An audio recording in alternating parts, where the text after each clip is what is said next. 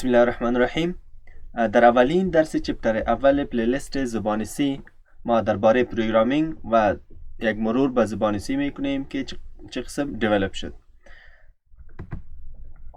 پروگرامینگ کانسپتس. پروگرامینگ طریقه می باشد که به کامپیوتر هدایت میدهد تا یک کار مشخص را انجام دهد.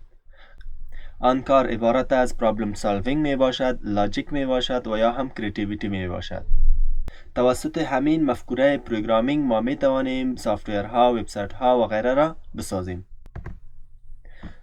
ما بسیار زبان‌های پروگرامینگ داریم که عبارت از پایتون، جاوا اسکریپت، جاوا و همچنان سی و سی پلاس پلاس که سی را در این پلیلیست ما می خوانیم. زبان سی در سیستم پروگرامینگ استفاده می شود، امبدد سیستمز استفاده می شود و در اپلیکیشن هایی که توانایی بالا دارد استفاده می شوند چون بسیار یک سرعت بالا داشته می باشد.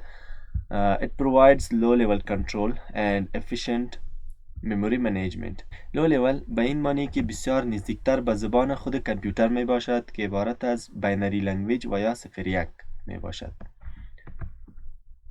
Benefits of programming in our daily life.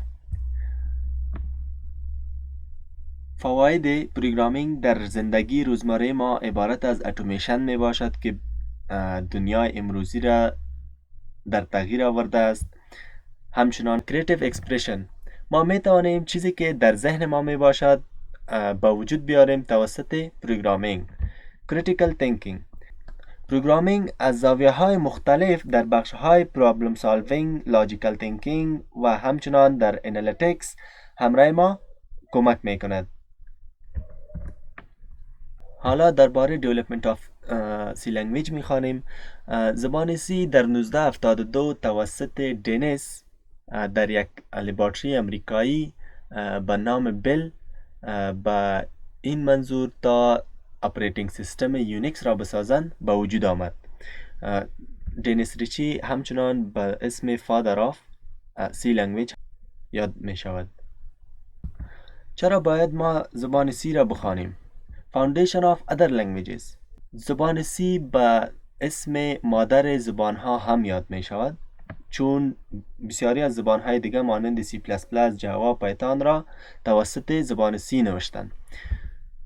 غیر از این که زبان سی یک زبان قدیمی ترین می باشد، باز هم بسیار یک زبان مشهور است چون یک افیشنسی و پرفورمنس بسیار بالا داشته می باشد. و همچنان زبان سی در سیستم های امبدد مانند مایکروکنترولرز و IoT دیوایسز هم استفاده می شود. برای همین باید ما زبان سی را بهتر یاد داشته باشیم. Applications of C. خب زبان سی در اپریتینگ سیستمز مانند ویندوز، یونیکس و لینکس همش استفاده شده و همچنان بسیاری از سافتورها توسط زبان سی ساخته می شود و بسیاری از گیم ها همچنان توسط همین زبان ساخته می شود چون یک پرفورمنس و یا یک سرعت بسیار بالا داشته می باشد. در کل به این نتیجه می رسیم اگر شما یک بیگینر هستید و یا هم یک پروگرامر اکسپریانسد می باشید، پس زبان سی بسیار یک زبان مهم می باشد تا شما را به اصل مفهوم پروگرامینگ و زبانهای دیگه می رساند. موضوع بعدی ما کامپایلر و IDE می باشد. پس برای فعلا خدا نگهدار.